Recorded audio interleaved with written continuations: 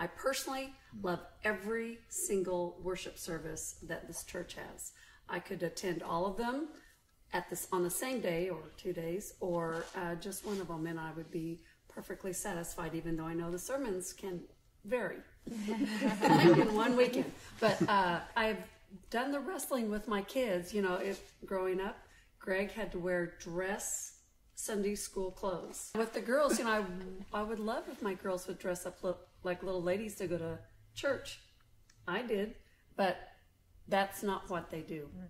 And I love them, and I realize... Hey, they're here. Exactly. That's where we got down to what's important. A lot of my friends hate church. And not hate God, love God, Jesus, but church has been something that's been, I'm just going to say, an evil in their life for so long. Like, I myself did not get saved until I was 20 not because of God or, you know, things like scared, or just because the way Christians behaved, the way the church itself conducted itself amongst the populace. It was something that was, you know, that wasn't really, you know, the reason maybe we lost reverence is because it wasn't something to be revered. It was something that was all about itself.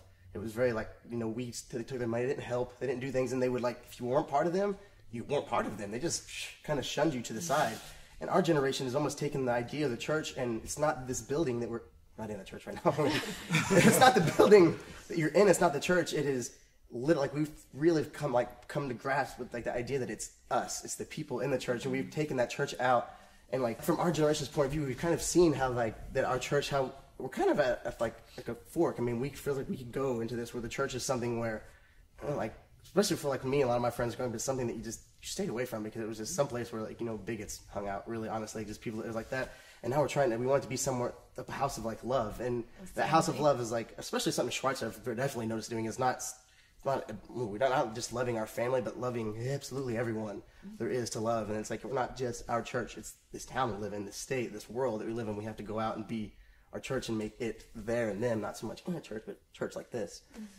Something I'd really love to be able to tell my generation that I don't think they understand is that we put so much pressure on the people that run the church, and we expect our pastors and the leaders to be God for us, and that's not right. You guys are not God. And I think that's the problem, is people get so frustrated with church because they expect the leaders of it to be perfect, and they give up and move somewhere else, and that's just going to be something they run into every church they go to. And I think our generation really just wants perfection out of church. I wish that my generation understood that church isn't going to be perfect, because church is not God. Church is where you learn about God, you talk about God. My home church in Joplin, where I grew up, went through a really large split that just really completely divided the church, mainly over the things we've been discussing. You know, they were trying to start a second service with a contemporary service, and in doing so, things were happening to the sanctuary where some of the older generation felt, you know, those things shouldn't be happening. It's that they felt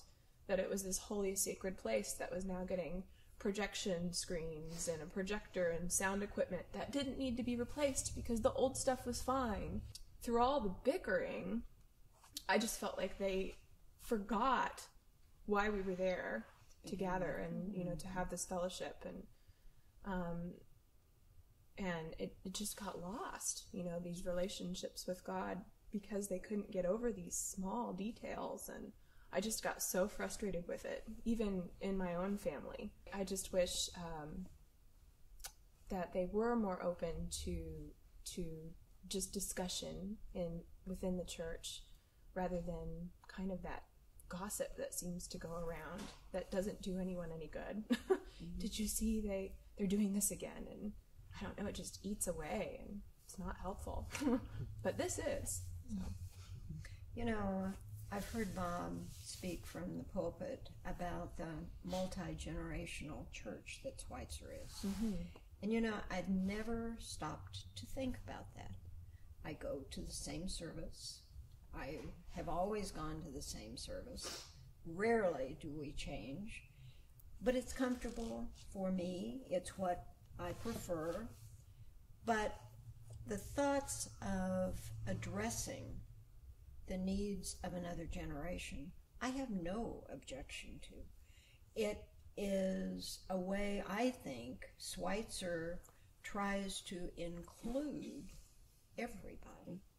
And if we didn't have that, if we only had an 8:30, and then we had an 11 o'clock because we got too many folks, and we excluded what you all seem to enjoy and perceive as what you want, I think that would be a terrible shame.